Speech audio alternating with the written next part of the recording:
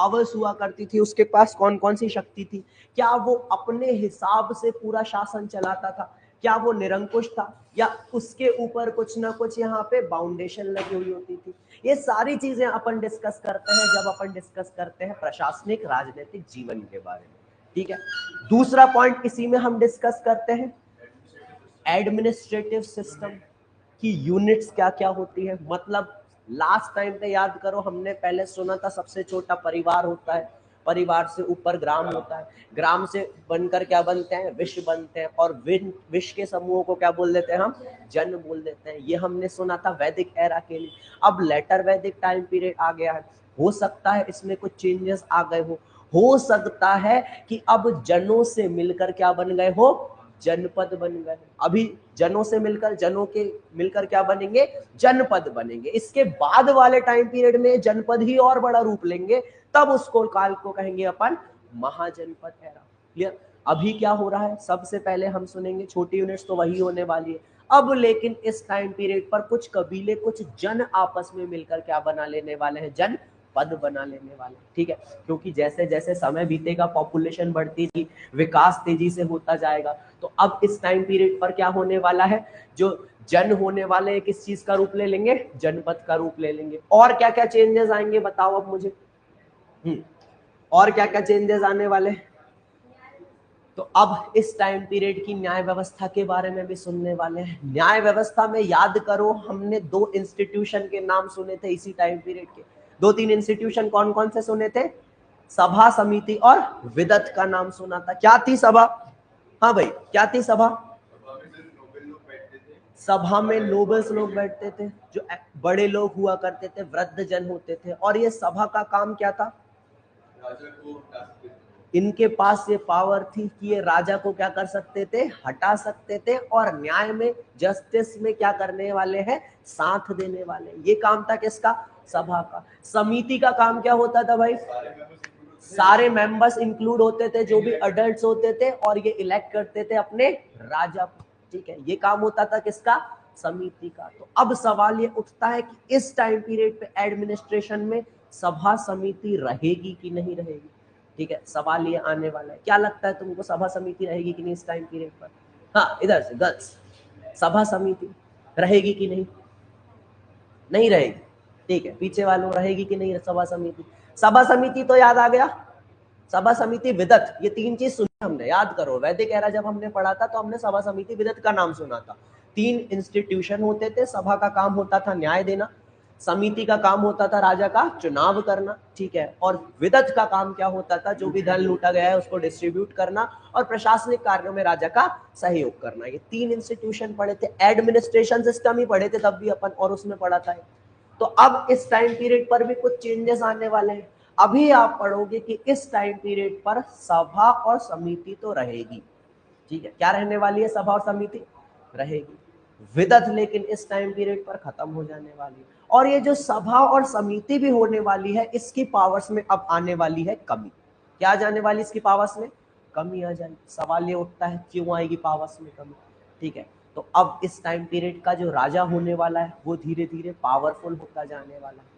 कर लेने वाला एक बलि नाम का सभी से अनिवार्य कर लेगा। ठीक है, इस टाइम पीरियड पर अधिकारियों की संख्या भी बढ़ जाएगी। किस चीज की संख्या बढ़ जाएगी, अधिकारियों की संख्या बढ़ जाएगी। ठीक है, नियमित रूप से कर लेने वाला है, वो टैक्स कलेक्ट करने वाला है, अधिकारियों की संख्या भी बढ़ गई है। और तीसरी चीज मैंने बोला है कि सभा और समिति की पावर भी कम हो जाएगी। अब इतनी सारी चीजें हमें क्या शो कर रही है, सभा और समिति की पावर में कमी हो गई, विदत खत्म हो गई। जो मंत्री परिषद थी अब उसमें मंत्रियों की संख्या बढ़ गई है। और तीसरी चीज मैंने क्या बोली है, जो कर था वो नियमित रूप से अब राजा यहाँ पे लेने वाला है। तो अब इस सारी चीज से हमें समझ में आ रहा है कि राजा की पावर बढ़ गई। क्या हो गई होगी, राजा की पावर बढ़ गई है। सारी चीजें ही अपन पढ़ने वाले हैं इसके administration political system. Time period चल रहा है हमारा लेटर वैदिक। राजनीतिक प्रशासनिक व्यवस्था के बारे में बात करते हैं, कुछ बेसिक से पॉइंट पढ़ते हैं। राजा के बारे में सुनते हैं और सुनते हैं इसके अधिकारियों के बारे में कि मंत्री परिषद कैसी है। हम सुनते हैं कि जस्टिस सिस्टम, न्याय व्यवस्था कैसी है। हम सुनते हैं इस टाइम पीरियड पर सैन्य प्रणाली, ठीक है, हम इसमें ही से वाले हैं कि कौन कौन सी यूनिट में पूरा हमारा प्रशासन विभाजित है। ये सारे पॉइंट्स अपन डिस्कस करते हैं जब भी हमें पॉलिटिकल एडमिनिस्ट्रेशन सिस्टम पढ़ना होता है। क्लियर हो गई यहाँ तक की चीजें? पढ़े तो अब लेटर वैदिक के टाइम पीरियड पर। चलो तो अब आते हैं जरा लेटर वैदिक टाइम पीरियड पर। 2 मिनट का वेट करो। किस चीज के बारे में बात करने वाले अपन? लेटर वैदिक के बारे में बात करने वाले। ठीक है, चलो तो ये सारी चीजें देखो डिस्कस की हुई थी हमने। ये अथर्ववेद के ब्राह्मण ग्रंथ पढ़े थे, उपनिषद के बारे में सुना था। अब बढ़ेंगे अपन आगे और नेक्स्ट पार्ट हमारा क्या आने वाला है? पॉलिटिकल सिस्टम ऑफ लेटर वैदिक टाइम पीरियड। और इसमें अपन देखने वाले हैं कि हमारा जो आर्यन्स होने वाले हैं, सबसे पहले एक चीज और इसमें इंपॉर्टेंट हो जाती है। सबसे पहले जब आर्यन्स आके बसे थे तो ये इंडिया के जो नॉर्थ वेस्ट वाला पार्ट था वहां तक बसे हुए थे। धीरे धीरे समय आगे बढ़ता चला जाएगा, 1000 से 600 ईसा पूर्व वाला समय आएगा और अब यही आर्यन्स पहले इस एरिया में आकर बसे थे, यही आगे बढ़ते बढ़ते कहां तक पहुंच गए थे? गंगा रिवर के आसपास तक पहुंच गए थे। ठीक है ना? और आर्यन्स अब हमारे गंगा के तट पर भी बसे हुए हैं और इसी के साथ साथ कहां तक पहुंच चुके हैं? ये विंध्याचल के आसपास के क्षेत्र तक इनका विस्तार हो गया था। कहां तक? विंध्याचल। अब सवाल ये उठता है विंध्याचल पर्वत कहाँ मिलता है? कहाँ मिलता है? तो भाई विंध्याचल सुना है विंध्याचल का नाम? कहाँ मिलता है विंध्याचल माउंटेन रेंज? कहाँ मिलता है Vindhyachal mountain range? Come on guys, Vindhyachal का नाम तो सुना ही होगा। कहाँ मिलता है?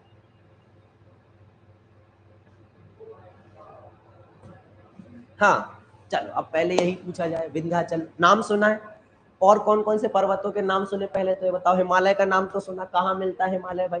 हिमालय मिलता है हमें पूरे नॉर्थ वाले एरिया में, यहाँ से लेके यहाँ तक पूरा एक्सटेंशन मिलेगा हिमालय का। जब बात की जाती है विंध्याचल के बारे में तो विंध्याचल मध्य प्रदेश के बीच से गुजरता हुआ मिलेगा हमें भाई। कहाँ से मिलेगा? मध्य प्रदेश के। ये जो यहाँ पे एरिया दिख रहा है ना, यहाँ से पूरा पास होता है हमारा विंध्याचल पर्वत। कौन सा पर्वत? विंध्याचल। तो अब आर्यन्स जो पहले इस एरिया में रहते थे, अब यही इनका एक्सटेंशन पूरा गंगा तक हो गया है और साउथ साइड कहां तक पहुंच गए हैं? विंध्याचल के आसपास के क्षेत्र तक ये पहुंच चुके हैं। मतलब अब आर्यन्स एक बड़े क्षेत्र में विस्तारित हो चुके हैं और साथ ही साथ जो जन रहा करता था, अब यही जन हमारा चेंज हो जाने वाला है। किसमें? जनपदों में चेंज हो जाने वाला है। तो छोटा सा इंट्रो जल्दी से नोट करो। सबसे पहले हमें लिखना है कि उत्तर वैदिक काल में आर्य सभ्यता पूर्व और दक्षिण की ओर बढ़ रही थी। विंध्याचल तक का एरिया क्या होने वाला है? हमारा कवर में आने वाला है आर्यंस के। लिखो सबसे पहले ये पॉइंट।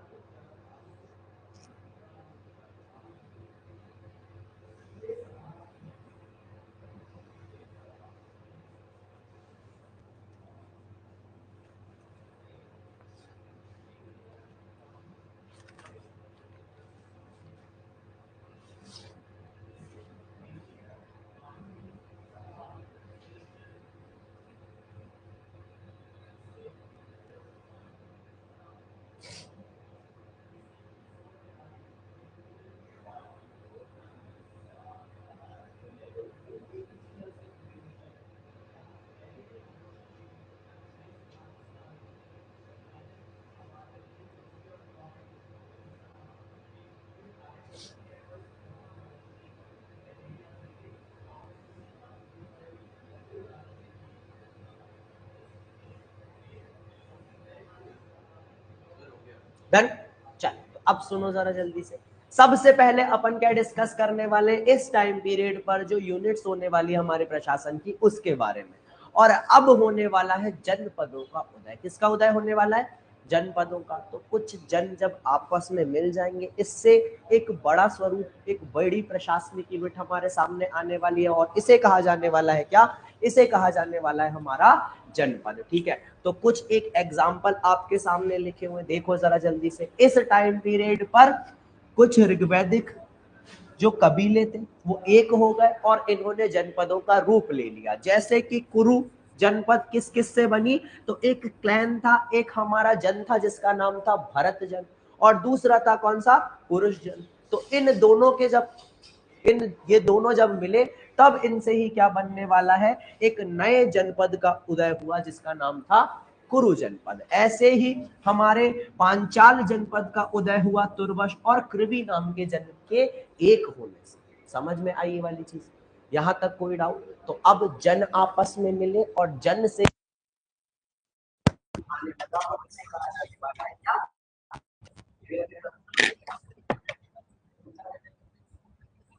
तो लिखो जरा जल्दी से। इस समय कबीले के लोगों के स्थान पर बड़े क्षेत्रीय जनपद का क्या होने वाला है? उदय होने वाला है। क्विकली नोट करो इसे, फिर बढ़ेंगे अपन आगे। गलत भाई,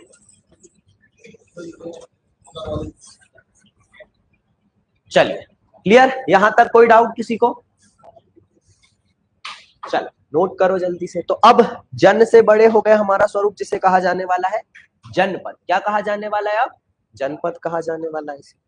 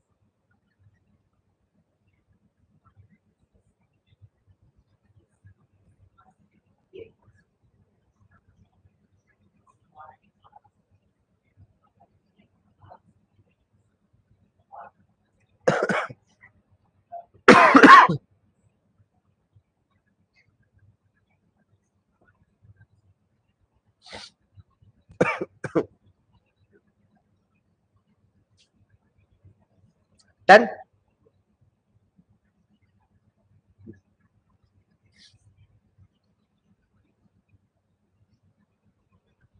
तो अब प्रशासन की सबसे बड़ी इकाई क्या हो गई? जनपद हो गई। उससे नीचे जन आएगा, जन के नीचे विश्व, विश्व के नीचे ग्राम आने वाला है। तो यही इकाई चल रही थी हमारे लेटर वैदिक टाइम पीरियड पर। आगे चलकर यही जो जनपद होने वाले हैं ये और बड़ा स्वरूप ले लेने वाले हैं और इस टाइम पीरियड को कहा जाएगा, इसके बाद के टाइम पीरियड को महाजनपद एरा। क्या कहा जाएगा भाई इस टाइम पीरियड को? इसके बाद के टाइम पीरियड को महाजनपद काल कहा जाने वाला है, क्योंकि यही जनपद अब और बड़ा स्वरूप ले लेगी आगे आने वाले टाइम पीरियड पर। ठीक है, यहां तक कोई डाउट तो नहीं? बढ़ चले फिर इसके बाद आगे। तो सबसे पहले हमने सुना कि राजनीतिक प्रशासनिक व्यवस्था में अब जनपदों का उदय हो गया। इसके बाद अब हम बात करने वाले हैं किस बारे में? राजा के बारे में। किसके बारे में बात करने वाले हैं? किंग के बारे में। तो अब किंग के बारे में सुनते हैं। याद करो जब हमने वैदिक टाइम पीरियड पढ़ा था, इसमें पढ़ा था कि कबीले का कोई हेड हुआ करता था जिसे अपन राजा बोलते थे, परंतु राजा के पास बहुत ज्यादा पावर्स नहीं होती थी। क्यों पावर्स नहीं होती थी? तो ध्यान से सुनो।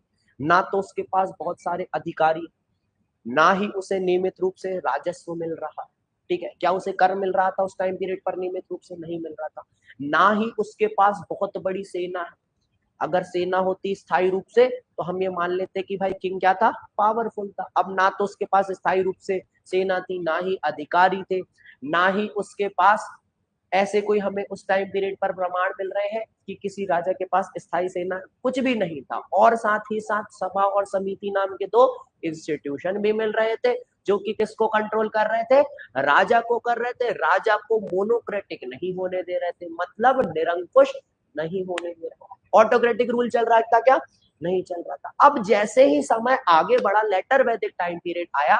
लेटर वैदिक टाइम पीरियड की जानकारी हमें किन किन ग्रंथों से मिलती है? तो सामवेद, यजुर्वेद, अथर्ववेद, बहुत सारे जो उपनिषद आते हैं, ब्राह्मण ग्रंथ आते हैं और अरण्यक आते हैं, इनसे हमें जानकारी किस टाइम पीरियड की मिल रही है? लेटर वैदिक। और इनमें अब हमें प्रमाण मिला कुछ यज्ञों का। किस चीज का प्रमाण मिलने लगा? यज्ञों का। अब जो राजा होने वाले हैं वो क्या करवाने वाले हैं? यज्ञास करवाने वाले।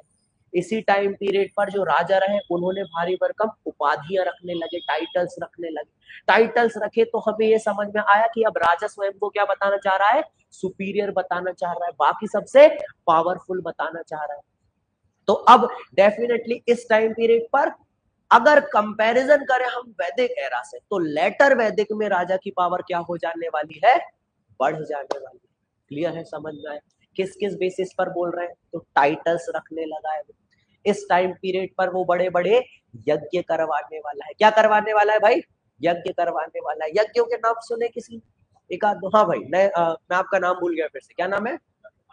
रविंद्र। हाँ, तो रविंद्र भाई, कभी कोई यज्ञ का नाम सुना है? जैसे देखो यहाँ पर लिखा हुआ है कुछ यज्ञों के नाम। ये लिखा हुआ है पहले नंबर पे हमारा अश्वमेध यज्ञ। क्या लिखा हुआ है भाई? ये अश्वमेध यज्ञ लिखा हुआ है। ये लिखा हुआ है हमारा राजसूय यज्ञ। क्या लिखा हुआ है? राजसूय यज्ञ। और थर्ड लिखा हुआ है यहाँ पर वाजपेय यज्ञ। क्या लिखा हुआ है? वाजपेय यज्ञ। ये सब क्या होते हैं यज्ञ वगैरह? तो अश्वमेध यज्ञ क्या होता है? ओके, एक मिनट रुकना। हेलो, ठीक है, चल। तो अब हम बात करने वाले किसके बारे में? राजसूय यज्ञ, अश्वमेध यज्ञ और वाजपेय यज्ञ। अभी तक ये यज्ञ सुने क्या हमने? नहीं सुने। ये यज्ञ होते क्या है अब ये सुन। अश्वमेध यज्ञ में क्या होने वाला है? तो अश्वमेध यज्ञ में एक हॉर्स लिया जाएगा। इस हॉर्स के पहले पूजा करवाई जाएगी, फिर इसे क्या कर दिया जाएगा? छोड़ दिया जाएगा विचरण के लिए। जो अश्व जितने एरिया में घूमेगा उतनी भूमि किसके अंडर में आ जाएगी? राजा के अंडर। अब मतलब अगर राजा ऐसे यज्ञ करवा रहा है तो राजा क्या होने वाला है? पावरफुल होने वाला है, क्योंकि अब उसका एरिया यहाँ पर क्या होने वाला है? बड़ा होने वाला है, जिसमें वो शासन करेगा। तो अब पहले यज्ञ का नाम कौन सा सुना हमने? अश्वमेध यज्ञ। ये राजसूय और वाजपेय यज्ञ क्या होते हैं? तो अब जब राजा बैठ रहा है गद्दी पर तो वो क्या करवाने वाला है? राजसूय यज्ञ करवाने वाला है। और अपनी शक्ति के प्रदर्शन के लिए, अपने सामर्थ्य के प्रदर्शन के लिए वो क्या करवाने वाला है? वाजपेय यज्ञ करवाने वाला है। तो अब अगर वो यज्ञ करवा रहा है तो इससे वो क्या शो कर रहा है? कि राजा के पास क्या आ चुकी है? पावर आ चुकी है। तो पहला प्रमाण ये हमें मिलता है। दूसरा प्रमाण, इस टाइम पीरियड पर ही हमें क्या मिलने वाले हैं? कुछ ऐसी उपाधियां रखने वाले हैं राजा, जिसके द्वारा हमें समझ में आ रहा है कि राजा की पावर में क्या हो गई है? अब बढ़ोतरी हो गई है। जैसे कि एग्जाम्पल के तौर पर देखें तो उत्तर का विराट रख लेते हैं यहाँ पे। ऐत्रेय अनुसार के ऐत्रेय के अनुसार ऐत्रेय क्या है? ब्राह्मण हमारा, ठीक है। इसके अनुसार सम्राट क्या रख रहे हैं? पश्चिम के सम्राट को स्वरत्न कहा जा रहा है, उत्तर में विराट कहा जा रहा है, दक्षिण में भोज कहा जा रहा है, मध्य प्रदेश, मध्य देश का राजा। ऐसी कुछ कुछ क्या रख रहे हैं राजा? उपाधियां रख रहे हैं। ये टाइटल्स हमें शो कर रहा है कि राजा के पास क्या होने वाली है? पावर होने वाली है। अब देखो ध्यान से सुनना, अभी हमने पढ़ा है कौन सा टाइम पीरियड? लेटर वैदिक टाइम पीरियड। ध्यान से सुनना, राजा की पावर को हम कैसे यहाँ पे कंपेयर करते हैं, ध्यान से सुनो। अभी कौन सा टाइम पीरियड चल रहा है? कौन सा टाइम पीरियड चल रहा है अभी? समझ में आया ये वाला टाइम पीरियड? अब आगे बढ़ते जाएंगे। अभी 600 बीसी के आसपास का टाइम पीरियड बढ़ रहा है। धीरे धीरे आगे बढ़ेंगे। एक टाइम पीरियड आएगा जिसे अपन लिखेंगे 261 बीसी। क्या लिखने वाले हैं? 261 बीसी लिखेंगे। टाइम पीरियड आगे बढ़ता जाएगा, समय बीतता जाएगा। जैसे ही ये टाइम पीरियड आएगा तो एक किंग आएगा जिसका नाम रहेगा अशोक। कौन होने वाला है किंग हमारा? अशोक। और ये टाइटल रखने वाला है, अपना नाम बोलने वाला है देव नाम प्रिय। क्या बोलने वाला है ये? देव नाम प्रिय। क्या बोलने वाला है खुद को? देव नाम प्रिय पेदस्सी राजा। जितने भी इसके इंस्क्रिप्शन मिलेंगे, हमें एडिट्स मिलेंगे, उसमें क्या नाम मिलेगा इसका? देव नाम प्रिय पेदस्सी राजा। अशोक बहुत कम इंस्क्रिप्शन में मिलेगा, इक्का दुक्का, मास्की गुर्जरा जैसे। ज्यादातर इसका नाम क्या मिलेगा? देवनाम प्रिय। इस देवनाम प्रिय का मतलब होने वाला है देवताओं का प्रिय। क्या मतलब होने वाला है इसका? देवताओं का प्रिय होने वाला है। इसके बाद और आगे टाइम पीरियड बढ़ेगा और एक टाइम पीरियड आएगा इसके बाद 78 एडी वाला, और इस टाइम पीरियड पर कौन रहने वाले हैं, तो रूल करने वाला है एक राजा जिसका नाम रहेगा कनिष्क। और ये जो कुशांश कनिष्क रहने वाले हैं, ये टाइटल रखने वाले हैं देवपुत्र। कौन सा टाइटल रखेंगे, देवपुत्र। तो अब हमें समझ में आ रहा है कि कैसे सबसे पहले राजा ने बस एक कबीले का हेड हुआ, धीरे धीरे उसने अपनी पावर बढ़ाई, तो उसने कुछ उपाधियां रखी, और वो पावर बढ़ाने के लिए अब बोलने लगा कि मैं तो देवताओं का प्रिय हूं। सबसे पहले उसने बोला देवताओं का प्रिय हूं, और टाइम पीरियड आगे बढ़ा तो बाकी सबसे खुद को सुपीरियर बनाने के लिए उसने कौन सी उपाधि धारण करना शुरू कर दिया, देवपुत्र। ठीक है ना, तो इसे कहा जाता है राजत्व का दैवीकरण। क्या कहा जाता है इसे, डिवाइनाइजेशन ऑफ राजत्व कहा जाता है इसे। ठीक है ना, कि कैसे राजा ने खुद को बाकी सबसे ज्यादा सुपीरियर बताने के लिए ऐसे टाइटल धारण करना शुरू कर दिया था। कहां से स्टार्ट हो चुका है टाइटल्स लेना, कहां से टाइटल से स्टार्ट हो चुका है, लेटर वैदिक टाइम पीरियड से। तो जल्दी से अब एक हेडिंग बनाओ और लिखो सबसे पहले राजा की हेडिंग, उसमें कुछ पॉइंट्स हमें नोट करना है। डायरेक्ट ये वाला पॉइंट नोट करना, सेकंड पॉइंट, फर्स्ट लाइन मत लिखना। ठीक है राजा की शक्तियों में अब क्या हो गई है, बढ़ोतरी हो गई है।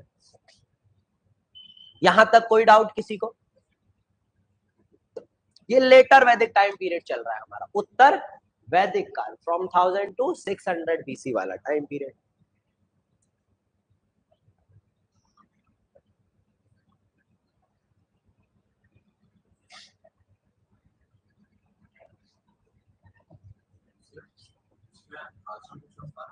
आश्रम सिस्टम हाँ आने वाला है। क्या एक्चुअली जो आश्रम सिस्टम रहता है ना, ये सारा हमारा जो उपनिषद का टाइम पीरियड है। देखो पूरा तो अपन इस टाइम पीरियड को क्या लिखते हैं, 1000 से 600 बीसी वाला टाइम पीरियड लिखते हैं, परंतु ये बाकी के जो चीजें आना स्टार्ट हुई थी वो इस टाइम पीरियड से, उपनिषद हुआ, जो हमारा ग्रह सूत्र हुआ, संस्कार को इस लास्ट वाले टाइम पीरियड पर आना स्टार्ट हुआ। बाकी क्या, हाँ ये मतलब पूरा टाइम पीरियड है, 1000 के से 600 तक का टाइम पीरियड आया। जब उपनिषद की बात की जाती है तो उपनिषद 600 बीसी के आसपास आना स्टार्ट हुआ। ग्रह सूत्र भी हमारा 600 बीसी के आसपास उसके बाद का टाइम पीरियड का है, परंतु इन सबको इंक्लूड किसमें करते हैं अपन, लेटर वैदिक वाले टाइम पीरियड।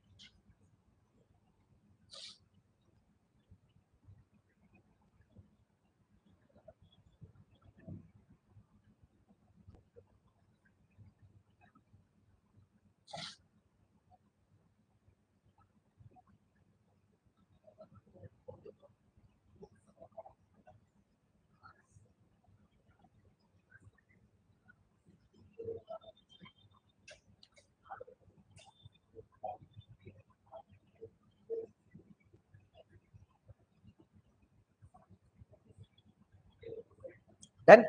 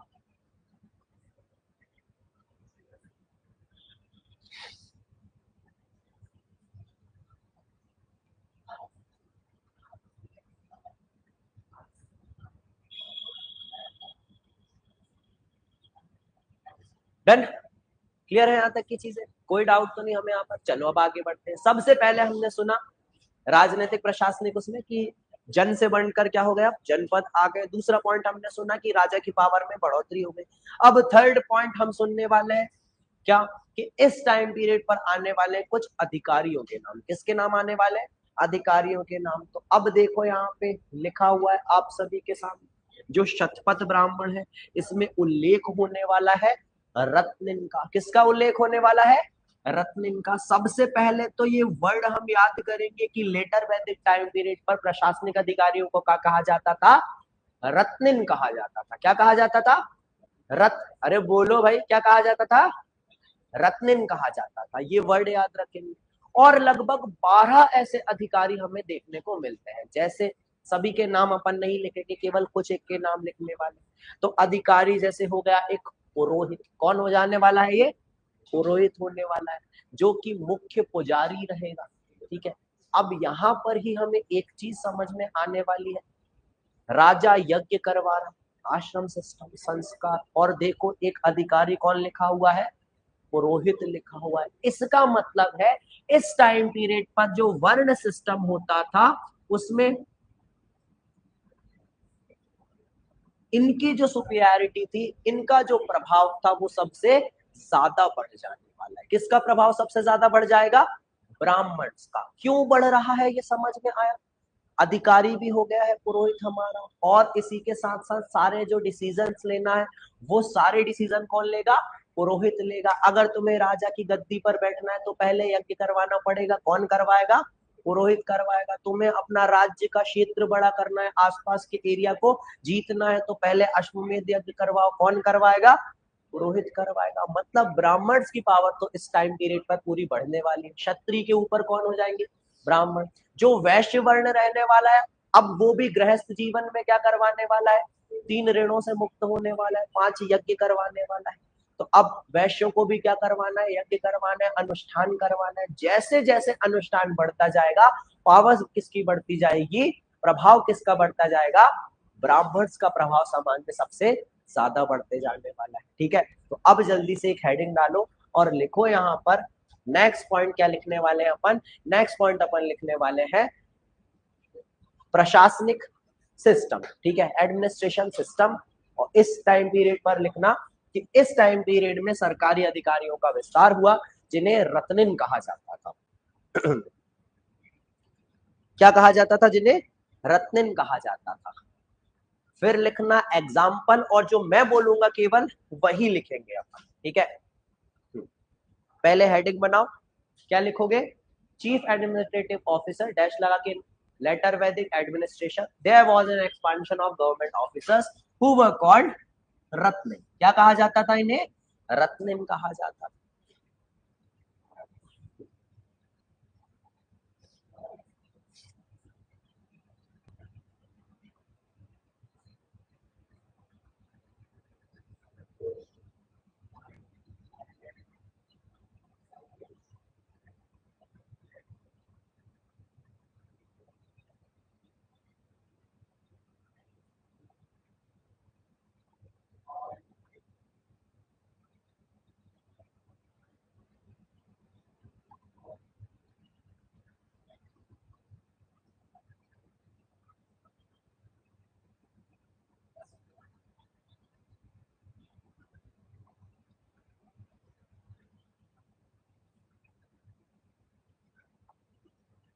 डन, चलो तो अब अधिकारी कौन कौन से लिखना है हमें। तो सबसे पहले एक अधिकारी का नाम लिख लो, पुरोहित।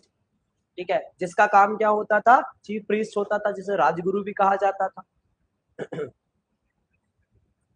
अगला नाम लिखेंगे अपन संग्रहित, जिसका काम क्या होता था, कोषाध्यक्ष होता था, ट्रेजरी ऑफिसर होता था। फिर लिखना भागदूत, ये भागदूत क्या होने वाला है, तो टैक्स कलेक्टर होने वाला है।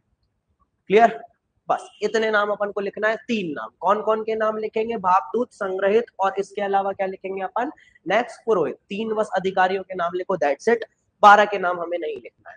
परंतु इस चीज से क्या प्रूफ हो रही है, अगर हमारे पास अधिकारियों की संख्या ज्यादा है, किस चीज के संख्या ज्यादा है हमारे पास, अधिकारियों की संख्या ज्यादा है, तो इससे एक चीज ये हम समझ सकते हैं कि अब राजा इन अधिकारियों की हेल्प से प्रभावित एडमिनिस्ट्रेशन क्या करने वाला है, स्थापित करने वाला है। प्रभावी एडमिनिस्ट्रेटिव सिस्टम क्या करने वाला है, स्थापित करने वाला है। Yes, any doubt? कोई डाउट किसी को? यहाँ तक क्लियर है सारी चीजें? 3 ऑफिसर्स कौन कौन से सुने? संग्रहित सुना, दूसरा नाम हमने किसका सुन लिया यहाँ पे, भागदूत। ठीक है, भागदूत किसे कहा जाता था, और थर्ड हमने सुना किसका नाम, अरे बोलो भाई, पुरोहित का नाम सुना। तो ऐसे 12 कुल अधिकारी मिले थे हमें शतपथ ब्राह्मण। मतलब अब राजा के पास अगर अधिकारी है तो अधिकारी के पास पावर है, तो अल्टीमेटली किसके हाथ में पावर बढ़ गई है, राजा के हाथ में। क्लियर हो गई यहाँ तक की चीजें? डन? कोई डाउट तो नहीं हमें यहाँ तक? चलो, तो अब बढ़ते हैं इसके बाद आगे। अब देखो नेक्स्ट पॉइंट आने वाला है सभा समिति और विदत वाला। नेक्स्ट पॉइंट क्या सुनेंगे अपन, अरे बोलो रे, सभा समिति और विदत के बारे में। इस टाइम पीरियड पर सभा समिति रहेगी कि नहीं, तो सभा समिति तो सही बात है, परंतु ये जो विदत नाम का इंस्टीट्यूशन रहता है, सभा समिति, और तीसरा इंस्टीट्यूशन क्या था हमारा, विदत। ठीक है, इस टाइम पीरियड पर अब क्या होने वाला है, सभा और समिति क्या होने वाली है, अस्तित्व में रहने वाली है। परंतु इस टाइम पीरियड तक आते आते जो विदत होती थी हमारा तीसरा इंस्टीट्यूशन, ये तीसरा इंस्टीट्यूशन क्या हो जाने वाला है, समाप्त हो जाने वाला है। और साथ ही साथ ये जो सभा और समिति है, इस सभा समिति की पावर पहले के कंपैरिजन में घट जाने वाली है। समझ में आया? अगर सभा और समिति की पावर घटी है तो बढ़ी किसकी पावर है, अब राजा की पावर बढ़ी, क्योंकि सभा समिति का काम क्या होता था, राजा की हेल्प करना और उस पर कंट्रोल रखना। क्लियर? अगर राजा गड़बड़ काम करता तो सभा के पास ये अथॉरिटी थी कि वो राजा को क्या कर दे, अपने पद से हटा दे। परंतु अब सभा समिति के पास ये पावर्स नहीं बची। ठीक है, हालांकि कुछ ना कुछ यहाँ पर प्रेशर तो रहता था राजा के ऊपर, क्योंकि इंस्टीट्यूशन तो थे, बट स्टिल क्योंकि इनकी पावर में थोड़ी कमी आई है, इनका जो यहाँ पे पावर थी, इनके पास जो शक्तियां थी उसमें कमी आई है, तो राजा की शक्ति में हमें अब क्या देखने को मिलेगी, बढ़ोतरी देखने को मिलेगी। क्लियर है वाला पॉइंट? यहाँ तक कोई डाउट तो नहीं? ऋग्वैदिक टाइम पीरियड पे हमने सभा समिति विदत पढ़ी थी, क्या क्या काम होते थे ये भी पढ़ा था। सभा में कौन होते थे, वृद्धजन हुआ करते थे, जो नोबल्स हुआ करते थे वो होते थे। ठीक है, और ये क्या करने वाले थे, न्याय व्यवस्था में पार्टिसिपेट करने वाले थे। मदद किसकी करने वाले थे, राजा की करने वाले थे। अगर राजा कुछ गड़बड़ काम करे तो इनके पास शक्ति थी कि राजा को उसके पद से हटा दे। अब सभा की पावर में कमी हो जाएगी। सेम चीज समिति की भी बात करें तो समिति भी किसकी हुआ करती थी, अडल्ट लोगों की हुआ करती थी, वयस्क लोग शामिल होते थे, जिसमें पुरुष और महिला दोनों शामिल होते थे। किस टाइम पीरियड पर शामिल होते थे, वैदिक टाइम पीरियड पर, है ना। उसमें पुरुष और महिला दोनों को बराबर भाग लेने का यहाँ पे अथॉरिटी थी, दोनों भाग ले सकते थे। कौन कौन भाग ले सकता था, पुरुष भी और महिलाएं भी, मेल फीमेल्स दोनों पार्टिसिपेट करते सभा समिति।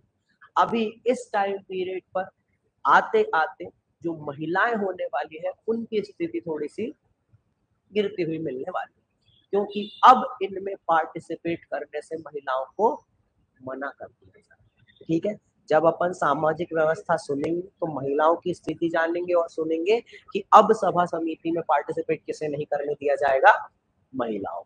फिलहाल सभा समिति हेडिंग डालो और लिखो कि इस टाइम पीरियड पर क्या हो गया था, सभा और समिति की शक्तियां कमजोर हो गई थी, परंतु फिर भी राजा पूरी तरीके से क्या नहीं हुआ, निरंकुश नहीं हुआ, क्योंकि अस्तित्व में अभी भी सभा समिति बनी हुई। लिखो जरा जल्दी से।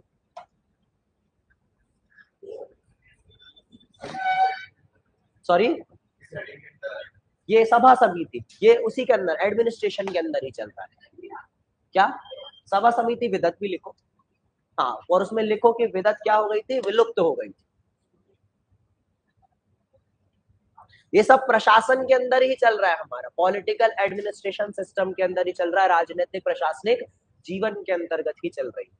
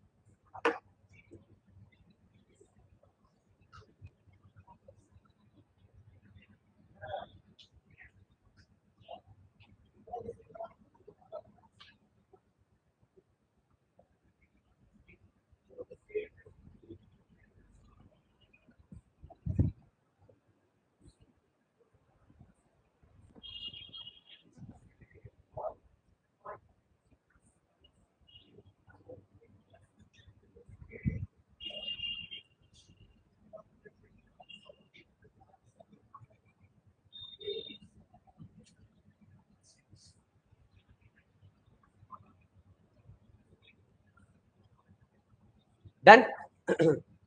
तो यहाँ पे हमने देखा, अब इसके बाद कौन सा पॉइंट लिखा हमने, फोर्थ पॉइंट लिखा है ना, एडमिनिस्ट्रेशन सिस्टम। अब जब एडमिनिस्ट्रेशन सिस्टम की बात आती है तो इसमें हम नेक्स्ट पॉइंट डिस्कस करने वाले किस चीज के बारे में, सैन्य प्रशासन के बारे में, मिलिट्री ऑर्गेनाइजेशन के बारे में। अगला पॉइंट क्या डिस्कस करेंगे, सैन्य प्रशासन। चलो, तो अब मुझे ये बताओ, वैदिक टाइम पीरियड पे सैन्य प्रशासन के बारे में क्या पढ़ा था आप लोगों ने? हाँ, मीत बताएगा हमें क्या पढ़ा था भाई। मीत, स्टेबल आर्मी नहीं थी, हमने ये सुना था, सही बोल रहा है? हाँ भाई सत्यभामा सही बोल रहे हैं। इन्होंने बोला कि उस टाइम पीरियड पर, वैदिक टाइम पीरियड पर एक स्टेबल मतलब स्थायी सेना नहीं थी, ऐसे ही था, सही बात है। तो अब सेम चीज आने वाली है इस टाइम पीरियड पे। अब इस टाइम पीरियड पर भी प्रेजेंट कंडीशन तक किसी भी राजा के पास कोई स्थायी सेना तो नहीं हो पाई थी, ठीक है ना। क्या कोई स्थायी सेना रहेगी? अभी तक कोई स्थायी सेना नहीं रहने वाली, ठीक है। समझ में आ गया? तो जल्दी से लिखो अब अगला पॉइंट, सैन्य प्रशासन। सैन्य प्रशासन में लिखेंगे कि स्थायी सेना नहीं होती थी, युद्ध के समय क्या करी जाती थी, युवाओं की भर्ती की जाती थी, ठीक है। एक पॉइंट ये लिखेंगे। फिर इसके बाद राजस्व व्यवस्था के बारे में भी लिखेंगे, रेवेन्यू सिस्टम के बारे में। और रेवेन्यू सिस्टम के बारे में पहले मुझे ये बताओ, वैदिक टाइम पीरियड पे क्या सुना था? वैदिक टाइम पीरियड पे रेवेन्यू सिस्टम के बारे में कुछ सुना था क्या? ये बताओ। नहीं सुना था, क्योंकि उस टाइम पीरियड पर कोई भी कर अनिवार्य रूप से दिया ही नहीं जाता था। अब लेकिन इस टाइम पीरियड पर क्या होने वाला है, एक अधिकारी मिलेगा जिसका नाम होगा भागदूत। कौन सा अधिकार होने वाला है? भागदूत। और ये भागदूत नाम का जो अधिकारी होने वाला है, ये क्या कलेक्ट करने वाला है? टैक्स कलेक्ट करने वाला है, जिसे भाग या फिर बलि कहा जाता था। ये कर होता था, कौन सा कर होता था? भाग या फिर बलि कहा जाता था। इसके अनुसार जो भी कृषि उपज होती थी उसका 1/6 पार्ट किसको देना पड़ता था? राजा को देना पड़ता था। तो अब ये कर सिस्टम भी हमारे लेटर वैदिक टाइम पीरियड में आ जाने वाला है। जल्दी से अब इसे नोट करो, रेवेन्यू सिस्टम एंड हमारा सैन्य प्रशासन। क्लियर है यहां तक की चीजें? कोई डाउट तो नहीं किसी को? लिखो जल्दी से, नोट करो।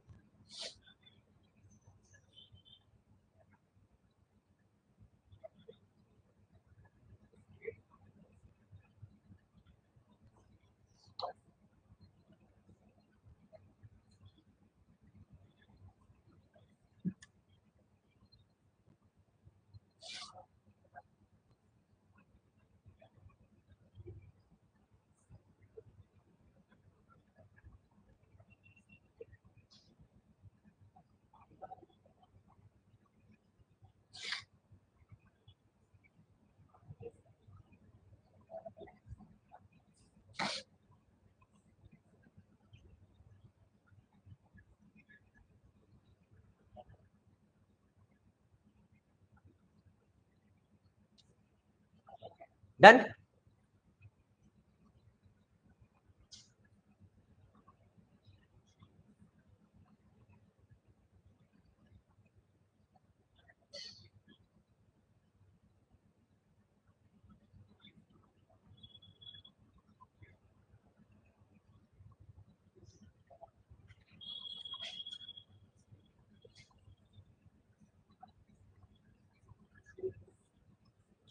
चलो, तो अब सुनो, इसके बाद यहां तक हमने सुना पॉलिटिकल एडमिनिस्ट्रेशन सिस्टम सुना, राजनीतिक प्रशासनिक जीवन सुना। यस, फर्स्ट बेंच, क्या नाम है इनका, क्या नाम है आपका, सॉरी, ठीक है तबीयत,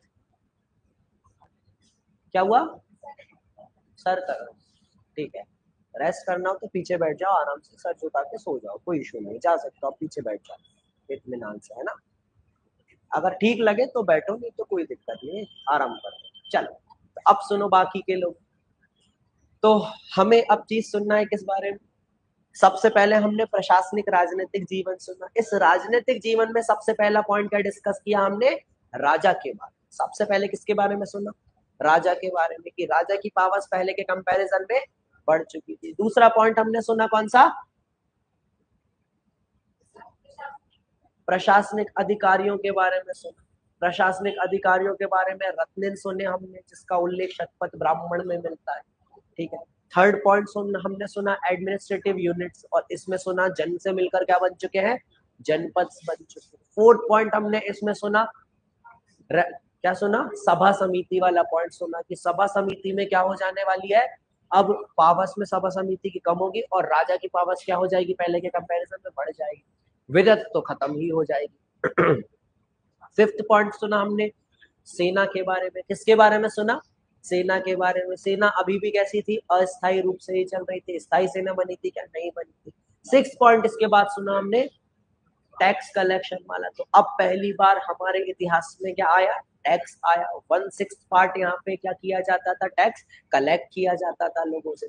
मतलब इस टाइम पीरियड पर शायद कृषि अच्छी होने लगी, क्या अच्छी होने लगी होगी, कृषि अच्छी होने लगी, है ना। क्योंकि इससे पहले जब हमने अर्थव्यवस्था वाला पॉइंट पढ़ा था, किस टाइम पीरियड का, वैदिक टाइम पीरियड का, तो हमारी अर्थव्यवस्था का प्रमुख भाग क्या होने वाला था, क्या था, पशुपालन था। बहुत बढ़िया, हमने वहां पे गाय का नाम सुना था, पशुपालन को सबसे ज्यादा इंपॉर्टेंट माना जाता था। परंतु इस टाइम पीरियड तक आते आते शायद कृषि क्षेत्र में बढ़ोतरी देखने को मिली, और अब जब कृषि क्षेत्र में बढ़ोतरी देखी, तब ही तो राजा क्या कर पाया, 1/6 पार्ट यहाँ पे क्या कर पाया, टैक्स कलेक्ट कर पाया, ठीक है।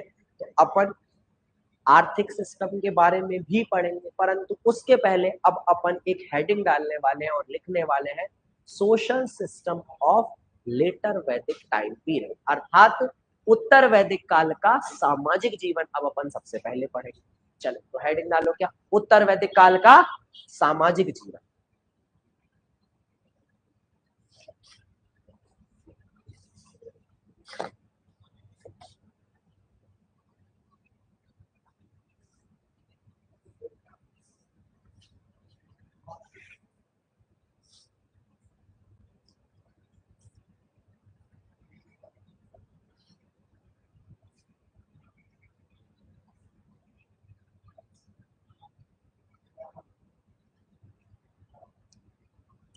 चलो, तो अब इससे पहले अपन पढ़े इस पूरे सोशल सिस्टम को, सामाजिक व्यवस्था को।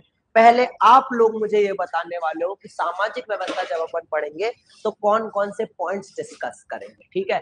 लास्ट बेंच से स्टार्ट करते हैं। हाँ भाई, सामाजिक व्यवस्था जब पढ़ोगे लेटर वैदिक की, तो कौन कौन सी सब हेडिंग्स का यूज करेंगे अपन, सामाजिक व्यवस्था में क्या क्या चीजें आती, कौन कौन से पॉइंट्स आते हैं,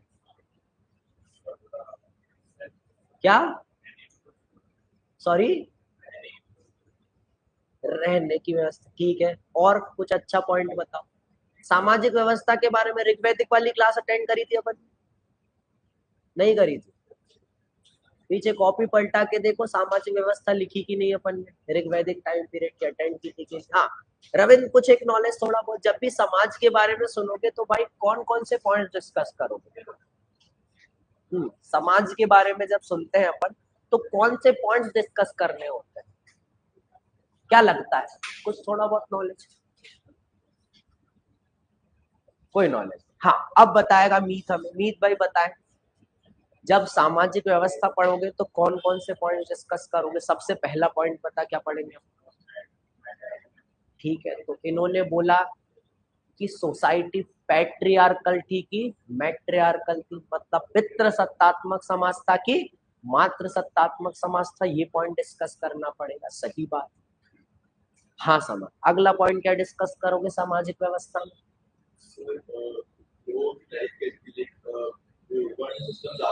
बहुत बढ़िया। तो अब अपन बात करेंगे किस सिस्टम के बारे में? वर्णा सिस्टम के बारे में। किस सिस्टम के बारे में?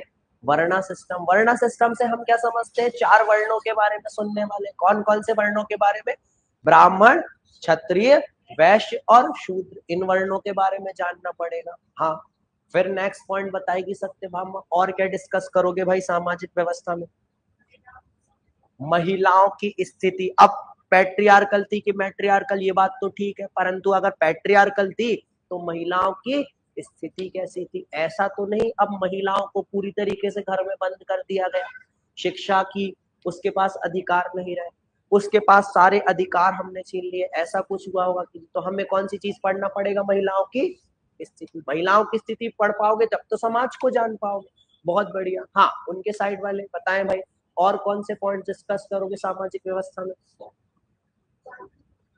जाति प्रथा के बारे में भी सुनने वाले। किस चीज के बारे में? जाति प्रथा की। अब इस टाइम पीरियड पर जातियां आना स्टार्ट हुई है कि नहीं? कास्ट सिस्टम बोलेंगे जिसे अपन, ठीक है? क्या बोलने वाले हैं? Caste system. अगर कास्ट सिस्टम आ भी गया है तो इस टाइम पीरियड पर क्या वर्णों में कठोरता और कास्ट सिस्टम के कारण अनटचेबिलिटी आ चुकी है क्या? इस पॉइंट पर डिस्कस करेंगे। किस पॉइंट पर डिस्कस करेंगे? अनटचेबिलिटी हमारे समाज में आई है क्या? हाँ भाई, और कौन कौन से पॉइंट डिस्कस करेंगे या सलोन? और कौन सा पॉइंट? हाँ, बहुत बढ़िया। एक और इन्होंने पॉइंट क्या बताया? दास प्रथा, मतलब स्लेवरी सिस्टम हमारे यहाँ पर इस समाज में रहा होगा। बहुत बढ़िया सवाल। और पॉइंट कौन कौन से डिस्कस करेंगे समाज में? बहुत बढ़िया। तो अब अपन वस्त्रों के बारे में कि किस प्रकार के वस्त्र पहना करते थे, वेस्टर्न वस्त्र आए थे कि नहीं, जीन्स वगैरह चलते थे कि नहीं, ये डिस्कस करेंगे। इसी टाइम पीरियड पर वेशभूषा के अलावा हम खान पान पर डिस्कस करने वाले हैं कि मांसाहारी लोग होते थे कि शाकाहारी हुआ करते थे, वेजिटेरियंस थे कि नॉन वेजिटेरियंस। इसी टाइम पीरियड पर हम डिस्कस करेंगे कि मनोरंजन के साधन कौन से हुआ करते थे, आभूषण लोगों को पहनना पसंद था कि नहीं, सारी चीज हमारे समाज का पार्ट होने वाली। क्लियर है चीज? समाज में कौन कौन से पॉइंट्स आते हैं अगली बार पूछूंगा तो बता देगा, पक्की बात है। अब की बार तो अटेंड करी क्लास में, है ना? चल, तो अब सबसे पहले हेडिंग डालो सामाजिक व्यवस्था में वर्ण व्यवस्था। सबसे पहले अपन क्या पढ़ने वाले? अच्छा रुको, वर्ण व्यवस्था के पहले भी रुको, पहला पॉइंट डालो पितृ सत्तात्मक समाज, पैट्रियार्कल सोसाइटी। क्या लिखोगे इसे?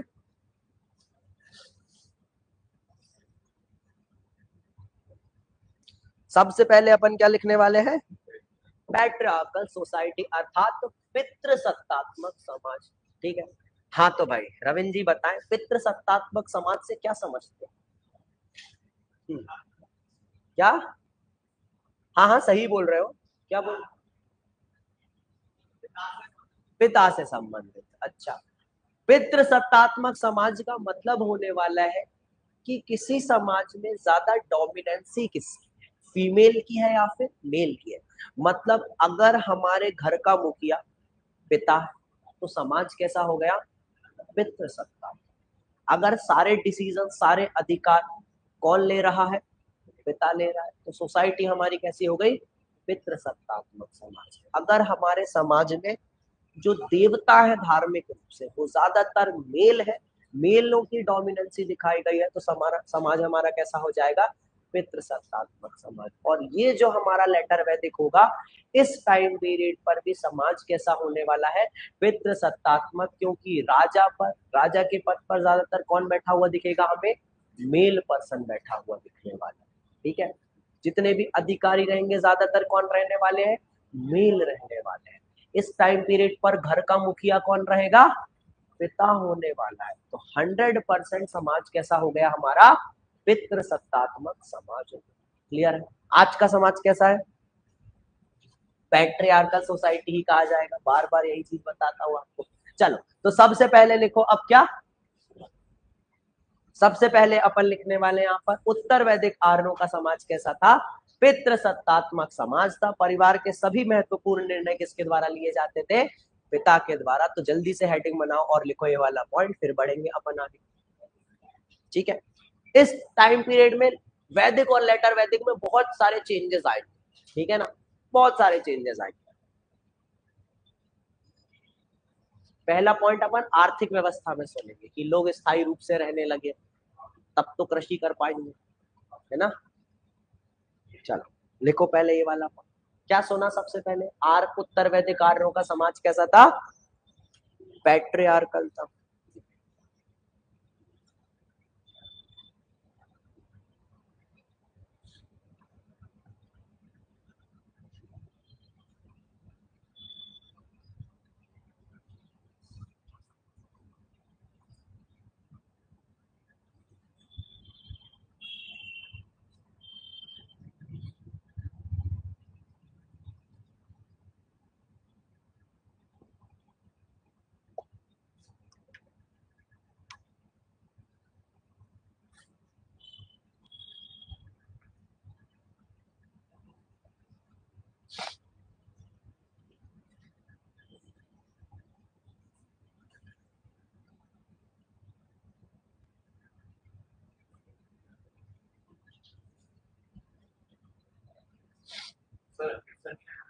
सॉरी, संकित सर, मयूर सर, कपिल सर, नहीं कपिल सर आज भी नहीं आए, उनका भी थोड़ी तबीयत ठीक नहीं चल रही।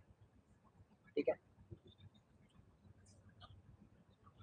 डन, लिख लिया वाला पॉइंट पहला। कौन सा समाज हो गया हमारा, पैट्रियार्कल सोसाइटी हो गया। अब इसके बाद नेक्स्ट पॉइंट हमारा आएगा, अगला पॉइंट अपन लिखेंगे वर्ण व्यवस्था, वर्णा सिस्टम। तो दूसरी हेडिंग डालो क्या, वर्णा सिस्टम डालने वाले। अगली हेडिंग क्या आएगी हमारी, वर्णा सिस्टम आने वाली। अब आता है सबसे बड़ा सवाल।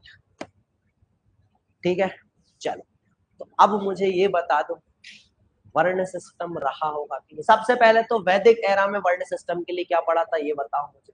वैदिक एरा जब अपन ने पढ़ा था, वैदिक काल, तो वहां पे वर्ण सिस्टम पढ़ा था। क्या सुना था वर्ण सिस्टम के बारे में, 4 वर्ण। कहाँ पे सुना था, किस चीज से साक्ष्य मिलता है हमें, ऋग्वेद का कौन सा मंडल, 10वां मंडल। पुरुष सूक्त से हमें जानकारी मिली कि समाज कितने वर्णों में विभाजित हो जाने वाला है, 4 वर्ण। कौन कौन से थे, ब्राह्मण, क्षत्रिय, वैश्य और शूद्र। और इसमें हमने पढ़ा था कि ये वर्ण सिस्टम किस चीज पर आधारित था, कर्म पर आधारित था। ठीक है, बहुत बढ़िया, याद है तुम लोगों को, अच्छी बात है। किस चीज पर आधारित था, कर्म बेस्ड था। मतलब अगर आपके अंदर गुण है ज्ञान अर्जित करने वाले, तो आप कौन से वर्ण में चले जाओ, ब्राह्मण वर्ण में। अगर आपके अंदर गुण ऐसे हैं, आपके कैरेक्टरिस्टिक ऐसे हैं कि आप शासन अच्छे से कर सकते हो, युद्ध में पार्टिसिपेट कर सकते हो, तो आप कौन से वर्ण में जाओ, क्षत्रिय में। अगर आपके अंदर ऐसा दिमाग है जो कि ट्रेड के क्षेत्र में, व्यापार के क्षेत्र में अच्छा चलता है, कृषि के क्षेत्र में, तो आप कौन सा वर्ण अपना लो। और अगर आप चाहें तो कौन से वर्ण में रह सकते हो, शूद्र वर्ण। अगर आपके पास गुण है ऐसे कि आप सबकी मदद कर पाओ, तो ये 4 वर्णों में हमारा पूरा समाज क्या था, विभाजित था। अब धीरे धीरे टाइम पीरियड आगे बढ़ता चला गया। टाइम पीरियड कौन सा आ गया, उत्तर वैदिक काल आ गया।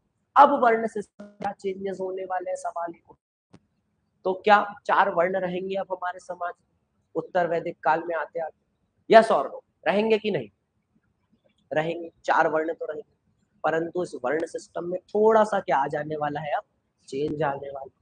अब पहले तो हमने देखा था कि गुण और कर्म के आधार पर समाज को विभाजित था। धीरे धीरे जब टाइम पीरियड आगे बढ़ेगा, तो अब ब्राह्मण इन पूरे 4 वर्णों में सबसे ज्यादा सुपीरियर बन जाने वाले, जबकि क्षत्रिय और वैश्य इसके बाद जो वर्ण रहेंगे, क्षत्रिय और वैश्य, ये थोड़े कम यहाँ पे पावर में रहेंगे। और चौथा जो वर्ण रहेगा जिसका नाम रहने वाला है शूद्र, सबसे ज्यादा समस्या किसके साथ होने वाली है, शूद्र वर्ण के साथ होने वाली, क्योंकि इनसे बहुत सारे अधिकार छीन लिए जाएंगे। क्या कर लिए जाएंगे, बहुत सारे अधिकार छीन लिया जाएगा। वेदों के पाठन को मना कर दिया जाएगा, शिक्षा के अधिकार को छीन लिया जाएगा, उपनयन संस्कार से इनको मना कर दिया जाएगा। तो अब स्थिति किसकी गिर रही है, शूद्रों की गिर रही है। और ऐसा माना गया कि इस टाइम पीरियड के आते आते जो हमारी कर्म पे आधारित वर्ण व्यवस्था थी, ये टूवर्ड्स किसके इंक्लाइन होने वाली है, जन्म पर आधारित। पहले किस पर थी? कर्म पे आधारित। अगर गुण है तो कौन से आप वर्ण में रहोगे? ब्राह्मण में। अगर आपके पास वैसे गुण है तो आप चले जाओगे वैश्य वर्ण। अब लेकिन ऐसा बोला गया कि अगर आपने ब्राह्मण कुल में जन्म लिया है तो आप भी कौन हो गए? ब्राह्मण। अगर क्षत्रिय के बेटे हो तो आप कौन हो जाओगे? क्षत्रिय हो जाओगे। तो अब धीरे धीरे जो पहले हमारी कर्म पे आधारित वर्ण व्यवस्था थी वो धीरे धीरे किसमें चेंज होने लगी? जन्म पर आधारित वर्ण व्यवस्था में चेंज होने। समझ में आया? और इसमें सबसे ज्यादा समस्या किसके साथ क्रिएट होने वाली है? शूद्रों के साथ। आगे चलकर इस शूद्रों में भी क्या होने वाला है? वर्ग विभाजन होने वाला है। शूद्रों में भी क्या आने वाला है? वर्ग होने वाले। कुछ हो जाने वाले हैं निषाद। कुछ शूद्रों को क्या कहा जाने वाला है? निषाद कहा जाने वाला है। कुछ शूद्र आगे चल के चांडाल कहने वाले हैं। और आगे चलकर इन्हें ही समाज से अलग कर दिया जाएगा और प्रचलन हो जाएगा अनटचेबिलिटी का। ठीक है, परंतु ये आगे आने वाले टाइम पीरियड में होगा। अभी तो बस क्या हुआ है, जो वर्ण सिस्टम हमारा कर्म पर आधारित था अब वो किस साइड आ गया है? जन्म पर आधारित। आगे चल के जन्म सिस्टम और कठोर होगा और फिर अस्पृश्यता का क्या होने वाला है?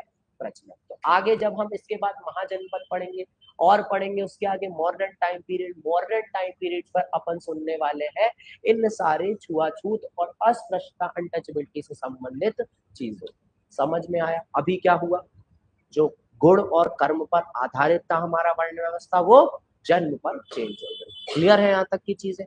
क्या अस्पृश्यता है इस टाइम पीरियड पर? अभी अस्पृश्यता नहीं आई है अभी प्रॉपर रूप से, लेकिन वर्ण सिस्टम स्थापित हो चुका है हमारे समाज में। क्लियर हो गई यहाँ तक की चीजें? कोई डाउट तो नहीं? चलो तो लिखो अब जल्दी से इसके बारे में। दूसरा पॉइंट हमारा आने वाला है वर्ण व्यवस्था। ठीक है, लिखो जल्दी से।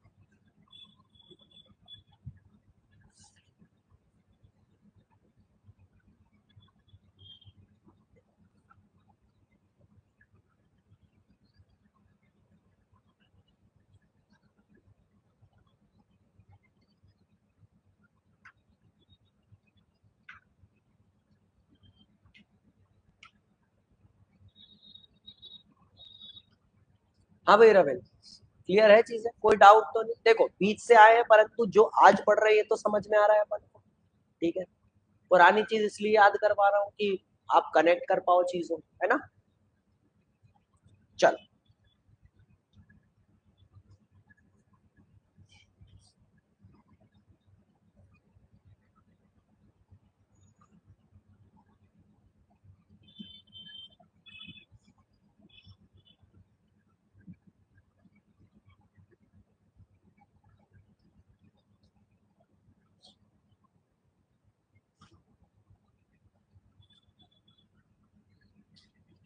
डन।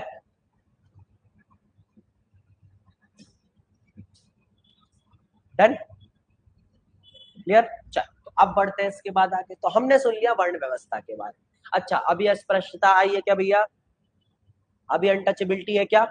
नहीं है समाज में हमारे, इतना समझ गए? अनटचेबिलिटी आई है क्या? अभी बस पहले हमने क्या स्टार्ट हुआ है, सबसे पहले अपन जो जन्म पर आधारित था अब उसकी जगह, पहले जो कर्म पर आधारित था उसकी जगह पर अब धीरे धीरे अपन जन्म पर इंक्लाइंड हो चुके हैं। यहाँ से जन्म पर आधारित व्यवस्था अब स्टार्ट हो गई, लास्ट में आते आते तक। अब बढ़ते हैं इसके बाद आगे। नेक्स्ट पॉइंट अपन डालने वाले महिलाओं की स्थिति, कंडीशन ऑफ वुमेन के बारे में अपन लिखने वाले। ठीक है, महिलाओं की स्थिति के बारे में चर्चा करते हैं।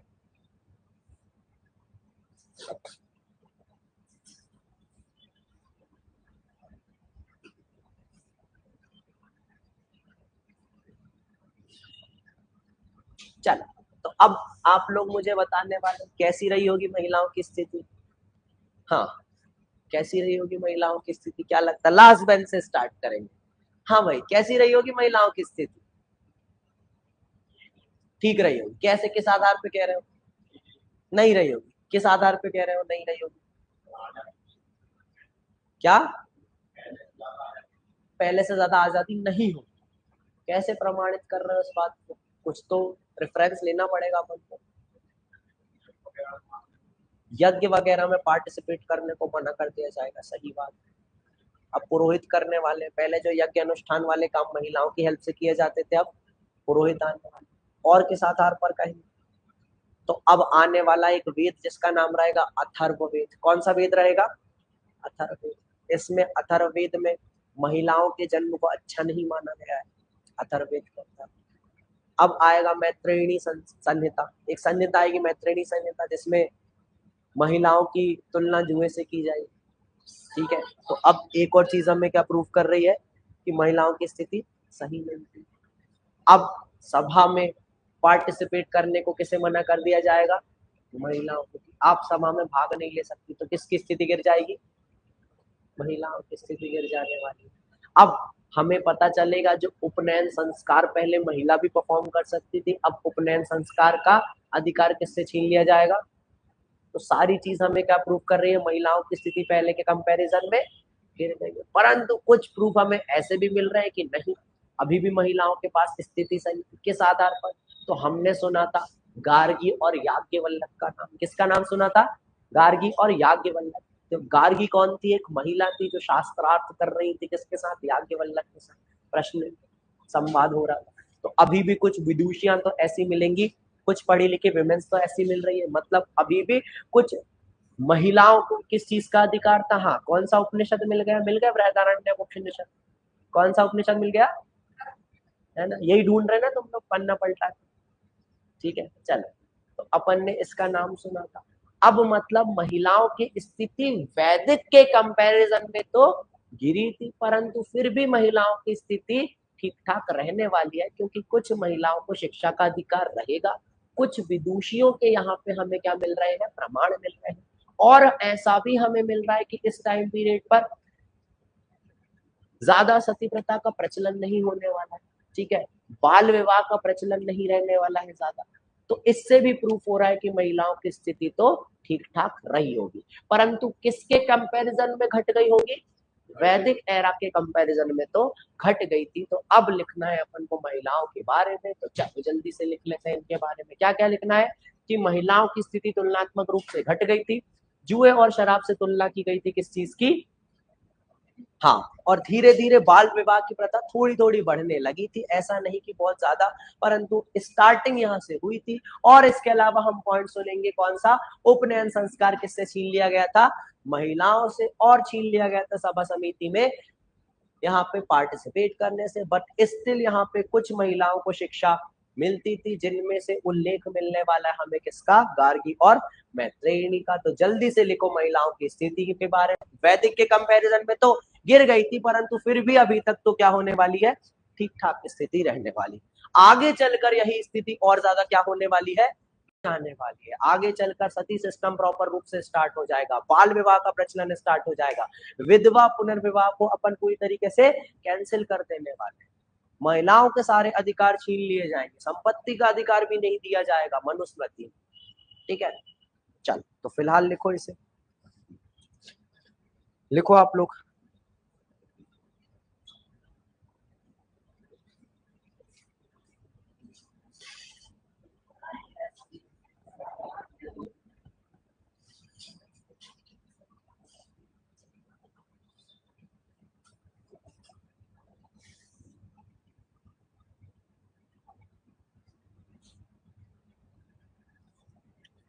यहां तक कोई डाउट किसी को? महिलाओं की स्थिति तक?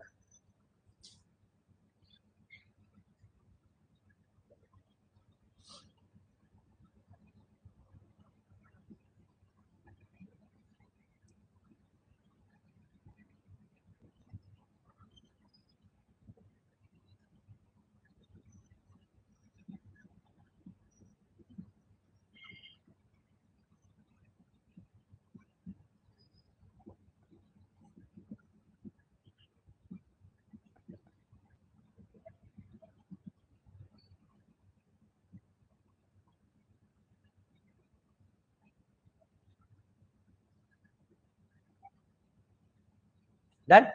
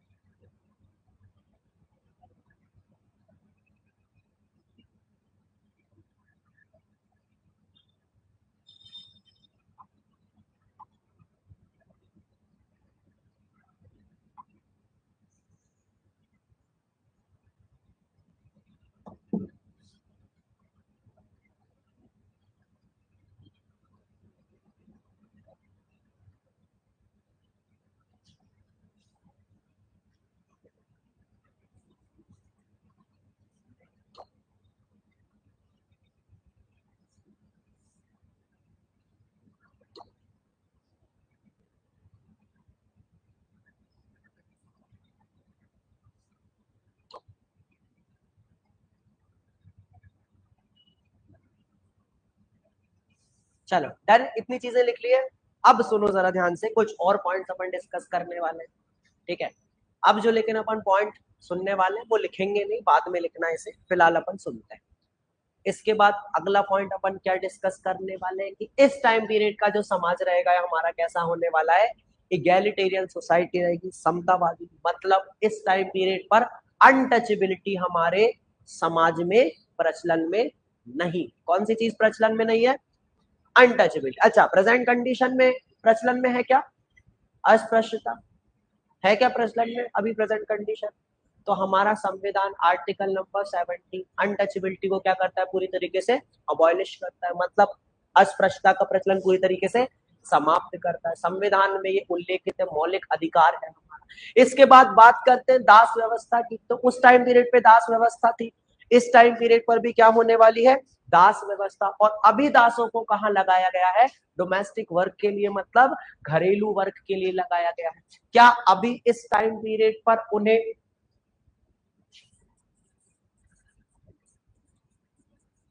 यहां पर लगाया गया है? कृषि में लगाया गया है क्या अभी इस कंडीशन में? क्या उन्हें कृषि में लगाया गया है? बताओ, कृषि में लगाया क्या दास? अभी नहीं लगाया।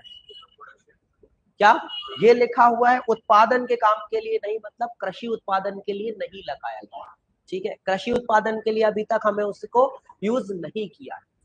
अब मुझे ये बताओ, अगर कृषि उत्पादन में ये लगेंगे तो क्या ऐसा फर्क आ जाएगा? सवाल ये उठता है। क्यों अपन ये पॉइंट डिस्कस कर रहे हैं कि घरेलू काम में कृषि में नहीं लगाया? क्या हो जाएगा इससे? तो अभी दासों की स्थिति कंपैरेटिवली अच्छी होने वाली है। क्यों? क्योंकि घर के काम करने को मिल रहा है। थोड़े टाइम बाद इन्हें कहां भेजा जाएगा? कृषि क्षेत्र में भेजा जाएगा और इनसे बोला जाएगा कि कृषि के काम को परफॉर्म करो। और जब ये खेतों में जाएंगे, कृषि का काम करेंगे, तब इन दासों की स्थिति क्या होने वाली है? गिर जाने वाली। समझ में आया? अगर हमारे घर में कोई दास है, ठीक है, एग्जाम्पल के तौर पर, तो हम उसे घर का काम करवाएंगे तो इतना ज्यादा प्रॉब्लम में नहीं रहेगा। परंतु अगर हम उसे बोल दें कि खेतों में जाके काम करना है, तो मैं क्या करना है, 4 महीने तक लगातार खेतों में रहो, फसलें लगाओ, जो बंजर भूमि है उसको भी उपजाऊ बनाओ, तो स्थिति किसकी गिर जाने वाली है? दासों की स्थिति गिर जाने वाली है। तो अभी स्थिति कैसी है दासों की? कंपैरेटिवली ठीक ठाक है। आगे चलकर उनकी स्थिति गिर जाएगी जब उन्हें किस क्षेत्र में लगाया जाएगा? कृषि के क्षेत्र में। समझ में आ गया? यहां तक कोई डाउट तो नहीं? तो दूसरी चीज हमने एक और कौन सी सुनी? कृषि वाली। अब आगे बढ़ते हैं दास व्यवस्था के बारे में, और कौन कौन से पॉइंट सुनेंगे? विवाह प्रणाली। तो इस टाइम पीरियड पर क्या है? इस टाइम पीरियड पर अनुलोम प्रतिलोम दोनों विवाह प्रचलन में थे। अनुलोम प्रतिलोम का विवाह का मतलब क्या होता था? अनुलोम का मतलब उच्च वर्ण का मैन, और ठीक है, और इसी के साथ प्रतिलोम का मतलब क्या होता है? महिला उच्च वर्ण की और निम्न वर्ग का पुरुष। तो ऐसे दोनों विवाह प्रचलन में थे। विधवा विवाह भी क्या था? प्रचलन में था।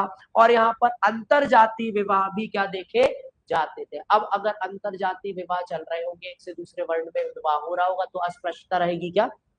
आगे चलकर इन चीजों को भी बैन कर देंगे और तब जाके हमारे समाज में अस्पृश्यता आएगी। आश्रम सिस्टम देखेंगे अपन, आश्रम सिस्टम रहेगा इस टाइम पीरियड पर। 4 आश्रम कौन कौन से पढ़कर आए थे अपन?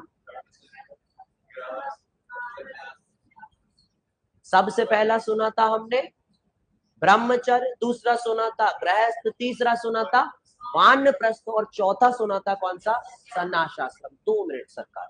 चल, इसके बाद हमने सुना खाद्य और पेय के बारे में। तो खाद्यान्न वही सिमिलर होने वाले हैं जो हमें वैदिक टाइम पीरियड पर मिलने वाले। किस चीज से बने रहेंगे? तो दूध दही से बने हुए खाद्यान्न लेंगे। मांसाहारी और शाकाहारी दोनों टाइप के लोग रहेंगे।